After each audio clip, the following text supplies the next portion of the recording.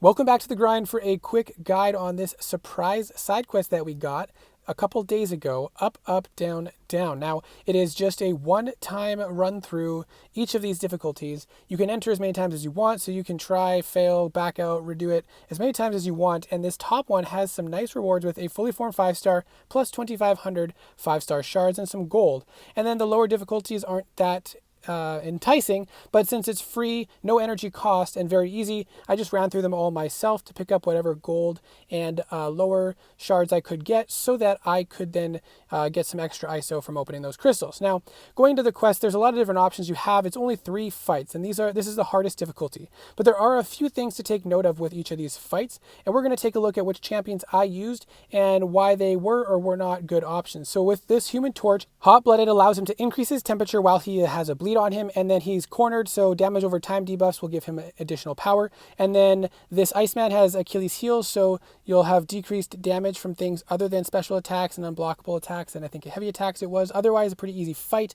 And then SpiderMan has Spry and Gas, so that one can be quite annoying, and he actually, because of his nose, has increased evade ability. So let's take a look and break down these fights. So this first one against Human Torch, as we said, you want to avoid bleeding and you want to avoid any damage over time debuff. Another thing to point out is his incinerates have 40% more effectiveness. That means that with a champion like Silver Surfer, as we'll see, even though he reduces incinerate damage by 100%, he still takes 40% because Human Torch has 140% incinerate effectiveness because of that node. Now the first champion we're taking in is Apocalypse, and he actually works quite well. If you do get an incinerate on you, you want to stop attacking, and that way you have as little incinerate damage on you at a time, and then pretty soon you'll go immune to incinerates, and then you won't have to worry at all. The thing to be cautious of, though, is your heavy attack, because you'll apply a bleed, which will make him gain more power every time you hit him, but also increase his temperature while he's bleeding. So avoid the heavy attacks. Also, you want to avoid the special one because it applies a poison, which will count as a damage over time debuff. But if you just stick to special 2s, you will not have any issues with those nodes, and you shouldn't really have any issues with incinerate damage as long as you just play cautiously. Once you get an incinerate on you, back off and let the single incinerate tick until it's out, and then you can attack in again. As soon as you get another incinerate on you, you want to do the same thing and just wait until you get immunity. Now you don't have to worry at all. The problem is I used a heavy attack there, and that gave him a lot of extra power because of the damage over time debuff. Luckily I was able to get off a special 1 and get some extra damage on chaining on some heavies after. But then we wanted to test out Silver Surfer anyway. So Silver Surfer is resistant to incinerate typically.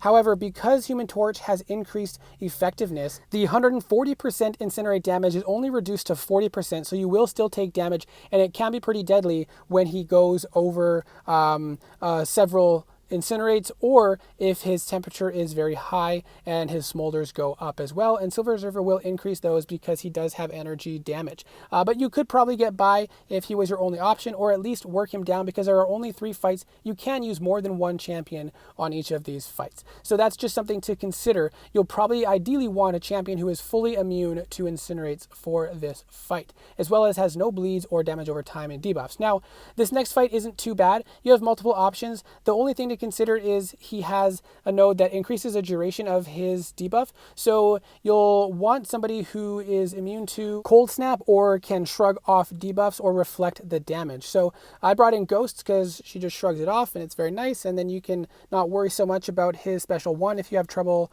evading that. And Ghost does a lot of damage. Unfortunately, I did not put my suicides on yet for this, so we're dealing a little bit less damage, but it works quite well. You could also consider Warlock, or even Silver Surfer would work well for this. But again, anyone who's immune to Cold Snap can shrug off the debuff or can reflect the damage should work fine. And again, you can use more than one champion for this, so if you have a less than ideal counter, you should still be able to get by with a couple champions. And again, you can run this quest as many times as you need to make it work in your favor. So Ghost works out quite nicely for me, but there are other options that you can use as well to get this fight done. So we're not going to watch the entire fight here because it's a pretty straightforward fight for the most part. Now the next fight is SpiderMan, and the trouble with this one is Spry and Gas, but also his enhanced evade.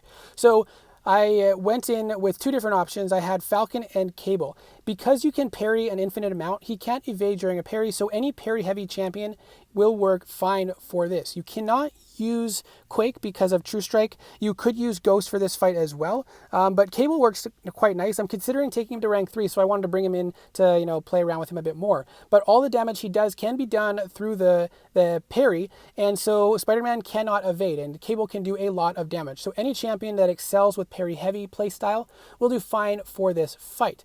Alternatively, you can use evade counters, and someone like Venom will be a hard evade counter. Ideally, you want to use ones that just completely shut down evade and not depend on ability accuracy reduction, because SpiderMan has increased evade ability accuracy. And so the next fight we're going to take a look at, I'm just going to quit out with Cable, is Falcon, and he, when locked on, reduces the ability accuracy by 100%, but you can see we still triggered evade because of the increased evade ability. Now we have a weakness on us, so with Gast, we're going to take damage back against us every time we attack into him. So that is something that you want to be careful with, but because the fight isn't too crazy hard, I was still able to get a significant amount of damage done and just finish off that fight. And as you can see, with just those 3 easy fights, you get some really nice rewards, so it's definitely worth the effort. So I do hope that this video was at least a little bit helpful. Good luck, and I hope to see you in the next video.